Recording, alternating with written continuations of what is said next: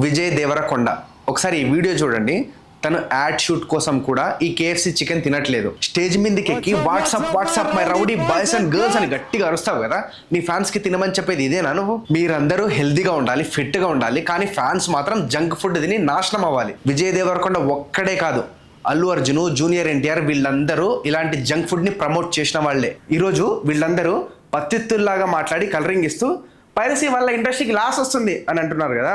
Yes per the Indian law piracy is a crime. కానీ మీరు చేస్తున్న ఫుడ్ క్రైమ్ కి బాధ్యులు ఎవరు? సామాన్యులు ఎంత మంది రోగాలతో బాధపడుతున్నారో ఒక్కసారి గాంధీ హాస్పిటల్ దగ్గరికి వెళ్ళి చూడండి, మీకు అర్థమవుతుంది. ఒకసారి ఈ న్యూస్ చూడండి. కుళ్ళిన చికెన్ తో చికెన్ లెగ్ పీసులు తయారు చేస్తున్నట్లు గుర్తించారు.